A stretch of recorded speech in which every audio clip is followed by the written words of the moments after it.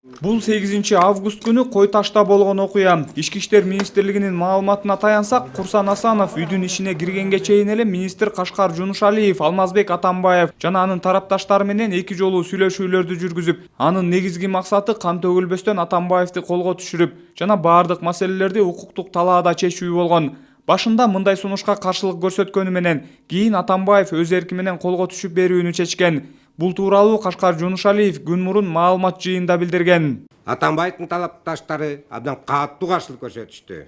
2 сааттын чамасында ошол жерде каршылык көрсөтүп аткан талапташтарын кууп, Атамбаевдин үйүнө келип, 2 жолку сүйлөшүүдөн кийин акырында күч колдонобуз. Атайын көздү ачыштыра турган газдарды колдонобуз дегенден кийин Атамбаев чыгып колго түшүп бергенге мажбур болду.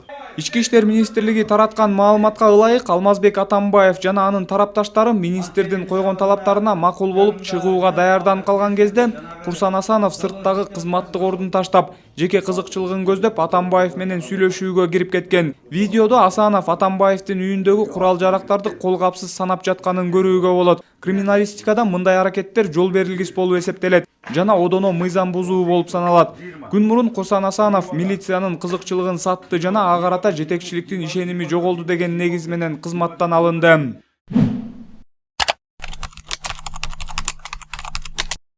Кызматтык иликтөөнүн жыйынтыгында коомдук тартипти турукташтырууда өзүнө тапшырылган жерде кызматтык милдеттерин аткаруунун ордуна кызматтык ордун таштап пиар менен алектенүү, өзүнүн телефонун ошол жердеги кызматкерлерге берип окуялардын жүрүшүн тарттыргандыгы, курал-жарактарды кармаганга болбостугун, аны криминалисттик эксперттик кызматкерлер гана кароого ала тургандыгын, фото, видео тартууларда атайын кызматкерлер гана тарта тургандыгына карабастан, кызматтык милдеттерди аткарууда кемчиликтерге жол бергендиги аныкталгандыгы анын кызмат ордунан бошотуу боюнча чечим кабыл алууга негиз болгон.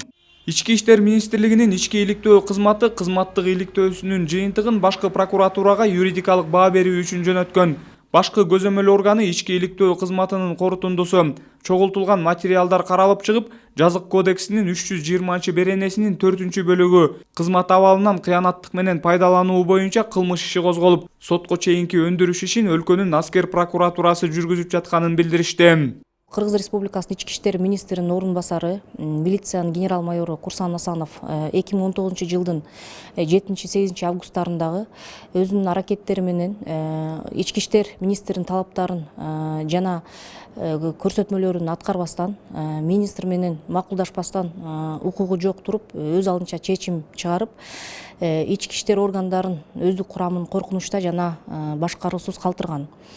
Өзүнүн аракеттери менен ошол мыйзамдардын талаптарын одону түрдө бузуп, жана Кыргыз Республикасынын жазык процесстик мыйзамдарын талаптарын сактаган эмес. Атап кетсек, бул иш боюнча мааниси бар далил буюмдарды жана башка документтерди тергөө органдарынан жашыруу аракеттери аныкталган.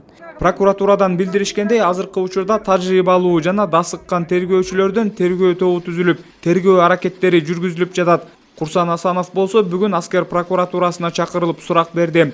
Белгилей кетсек, Курсан Асанов ички иштер министринин орун басары кызматында 2011 жылдан бери иштеп келген. Өкмөт башчынын буйругуна ылайык министрдин жаңы орун басары болуп, ички иштер министринин тергөө кызматынын мурдагы жетекчиси Памир Асанов дайындалды. Самат Асипов, Чыңгыз Жумагулов, Ала Тоо 24.